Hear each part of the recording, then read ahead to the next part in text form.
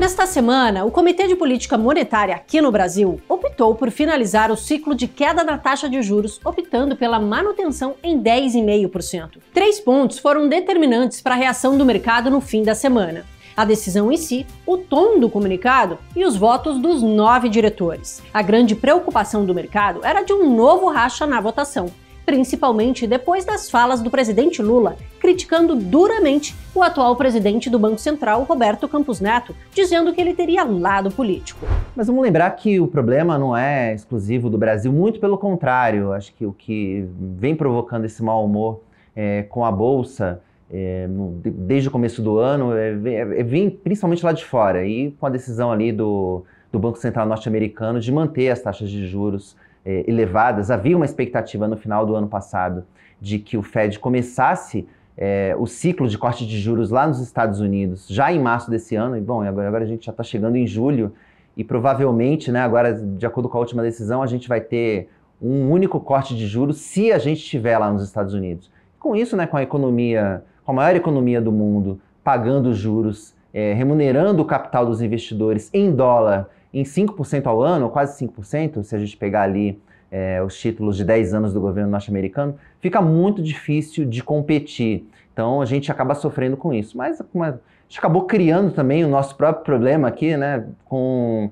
todo esse ruído em relação à meta fiscal. Então a gente teve a aprovação do arcabouço no ano passado, que trouxe um alívio para os investidores.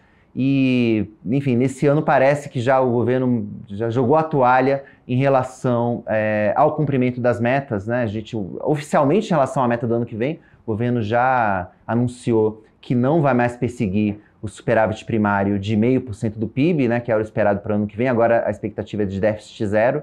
Para esse ano, a projeção ainda é de déficit zero, mas pouca gente no mercado acredita. Com tudo isso, criou um ruído bastante em relação ao futuro das contas públicas e a da trajetória da dívida pública aqui no Brasil.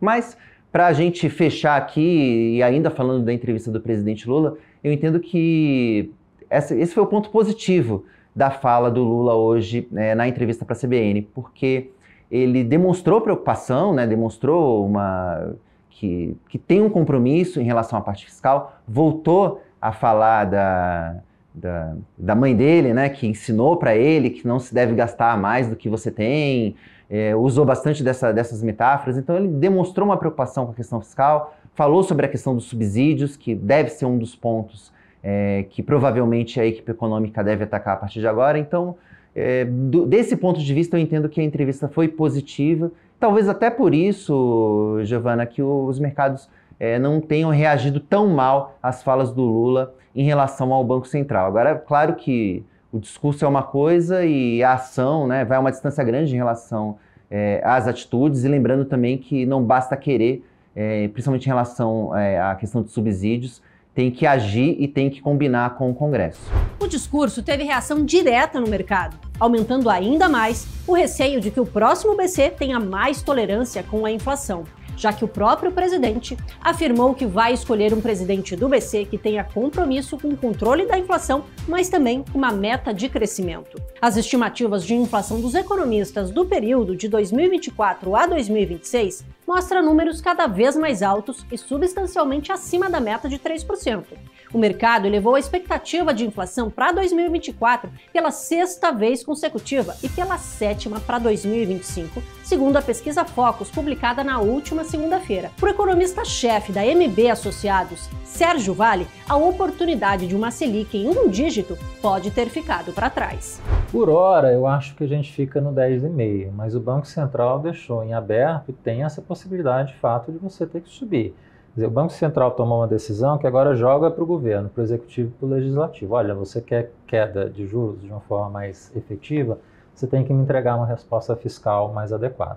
O Banco Central americano vai ajudar lá na frente. Provavelmente você vai ter uma queda de juros começando no final do ano, né, se estendendo em 2025. Isso abre espaço para uma possível, talvez, queda de juros aqui dentro. Mas, se você não tem o fiscal encaminhado como se imagina, a gente vai continuar vendo esse cenário de câmbio pressionado como a gente está agora. Câmbio pressionado pode trazer alguma pressão em inflação de bens importados, de preços livres, essa inflação mais pressionada, em vez de ajudar o Banco Central no trabalho dele, vai atrapalhar. E fica essa incerteza. Será que ele vai precisar aumentar de fato?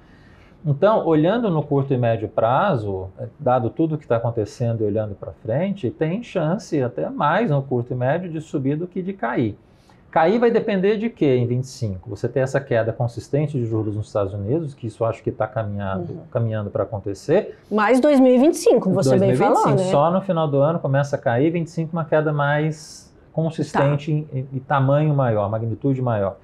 Mas a parte fiscal vai ter uma dificuldade muito grande de solução, porque como ela depende de uma reestruturação mais agressiva de gastos em áreas que o governo, e o Lula especialmente sinalizou que não quer mexer, saúde, educação e previdência, atrelado ao salário mínimo, que é o núcleo do que você precisa mexer, o governo falou, olha, não, eu vou mexer em gasto tributário, esquecendo que também adicionou gasto tributário desde o ano passado, no final, você diminuir subsídios e mexer na parte tributária, que é a insistência que o governo tem feito desde o ano passado, e naquilo que precisava, de fato, ter um olhar mais cuidadoso que a parte de gastos, continua o governo com muita dificuldade. Então, o que pode acontecer? Se o estresse continuar, se precisar subir juros, o câmbio continuar pressionando, a solução que pode acabar acontecendo poderia vir via legislativo. O legislativo faz um ajuste fiscal por conta própria, manda para o executivo eventualmente veta, volta para o Congresso. Mas o problema a gente está falando de um tema muito simbólico e difícil e eleitoralmente muito complicado. Eu também não vejo o Congresso falar, olha, eu vou pegar o custo de fazer um corte de gastos aqui, o executivo vai vetar e volta. Então, quando você vai olhando todas as possibilidades, todas elas estão quase interditadas ou muito difíceis de acontecer. E o mercado está colocando gradativamente isso na conta e está ficando preocupado. Não tem mais aumento de arrecadação para acontecer, você precisa fazer o ajuste na estrutura de gastos, o governo terminantemente fala que não quer e o legislativo também tem a ver o custo eleitoral disso. Então, quando você olha para frente, a tendência é ficar mais complicado o cenário inflacionário. Então, não dá para descartar por conta disso o Banco Central ter que eventualmente subir taxa de juros. Não é o cenário básico por hora, é manutenção de 10,5 este ano. Tá. Eu estou com 10,5 ano que vem inteiro ainda. Mas decididamente a gente perdeu a oportunidade de ter Selic a um dígito. Na batalha pelo posto de empresa mais valiosa do mundo, Microsoft, Apple e Nvidia ultimamente ficam trocando rapidamente de posição. As novidades e anúncios sobre inteligência artificial impulsionam não só as 7 magníficas, como são chamadas as gigantes da tecnologia, como também as outras companhias do setor.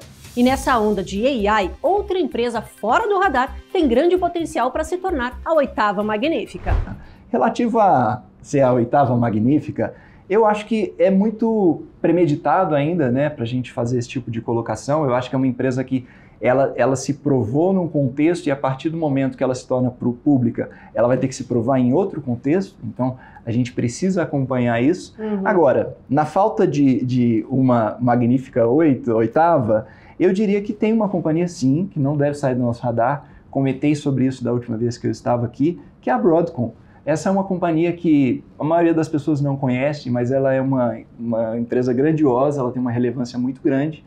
O valor dela só vem aumentando, inclusive. A gente fez uma alteração em nosso portfólio exatamente por conta desse crescimento, né, desse potencial todo que a gente enxerga na Broadcom. Só para situar um pouco, ela não é uma concorrente direta da Nvidia, mas ela entrega soluções de computação acelerada customizadas para as Big Techs. Então hoje a gente tem o Google, a gente tem o Meta, parceiros da Broadcom no desenvolvimento dessas soluções de inteligência artificial para elas. Então assim, é um player que não pode ficar fora do nosso radar e quem sabe ela não se torne aí a 8ª magnífica em breve. A semana também foi de novidade para a Itaú, que fez sua reunião com investidores na última quarta-feira. Larissa Quaresma, analista da Empiricus Research, comentou sobre o evento. De grandes novidades, né? Eu achei assim importante eles reafirmarem o compromisso com o crescimento da carteira de crédito, com guidance de crescimento da carteira de crédito para o ano, que foi um ponto de questionamento no resultado do primeiro TRI, que ainda assim foi um excelente resultado, mas se você pegar ali a taxa de crescimento da carteira anualizado, ficava abaixo do ponto médio do guidance para o ano. Então, eles reafirmaram isso, reafirmaram que pretendem continuar pagando muito dividendo, né, com payout que deve ser maior nesse ano, com dividendos extraordinários aí sendo divulgados mais para o final do ano. E assim, novidades, né? Coisas novas. Primeiro, falaram de baixa renda. Né? O Itaú foi um banco que ele já é muito forte na média renda, na alta renda e na altíssima renda. Essas classes, né, da população de maior renda foram um grande foco do banco nos últimos 3 anos e foram que salvou a rentabilidade do Itaú frente aos concorrentes, mas agora eles começam a discutir baixa renda, né, com o modelo digital, com o modelo de baixo custo de servir. Então eu acho isso muito interessante, eu acho que parece um bom momento para fazer isso no Brasil, para voltar a investir com mais força nas categorias de baixa renda, então acho que isso é uma novidade interessante. Uma outra novidade interessante que eles falaram do potencial de consolidação da indústria de fundos. Falaram que a indústria de fundos passa por um momento muito difícil, muito resgate nos fundos multimercado, nos fundos de ações, e a Itaú Asset, que já é praticamente a maior do Brasil, pode entrar como uma consolidadora desse mercado. Isso é uma coisa nova no discurso deles, né?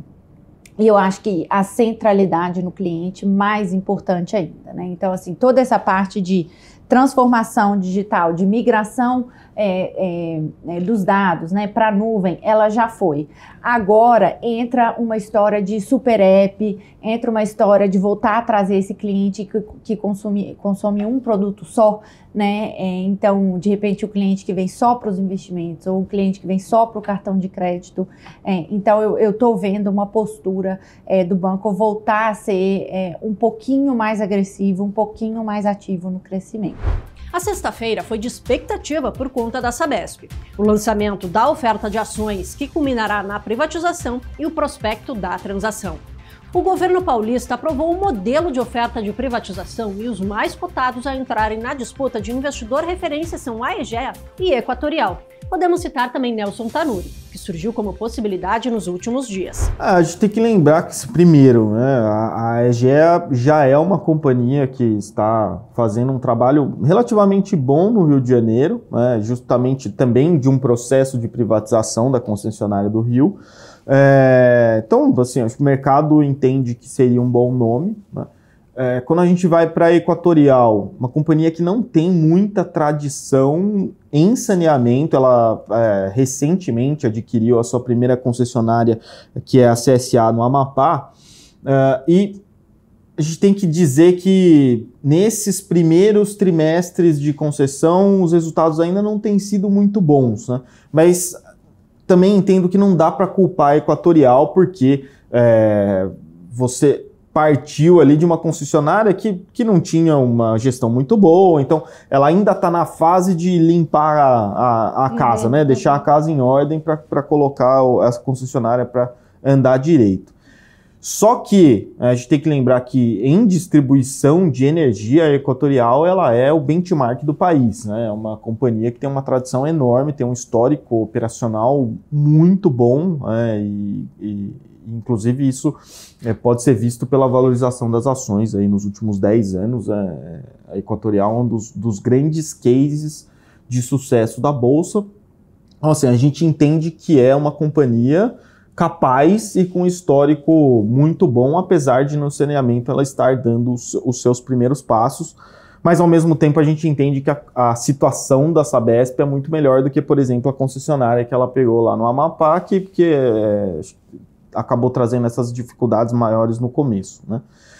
Com relação ao Tanuri, acho que aí é onde está a maior dúvida do mercado, né? Porque acho que principalmente, assim, a gente fala do Tanuri, mas a gente não tem muita ideia de quem seriam as pessoas responsáveis ali por tocar essa Sabesp, quem seriam essas pessoas responsáveis ali por tocar essa Sabesp num cenário em que o Tanuri conseguisse vencer esse processo. Então, acho que nesse caso, acho que o mercado ainda tem um pouco de dúvida, né, para embarcar nessa oferta com o Tanuri, mas, claro, isso vai depender aí dessas definições. Para a próxima semana, resta a ata da reunião do Copom, a ser divulgada na terça-feira, dia 25. Mas tudo se desenrola agora em torno de quem será o novo presidente do Banco Central.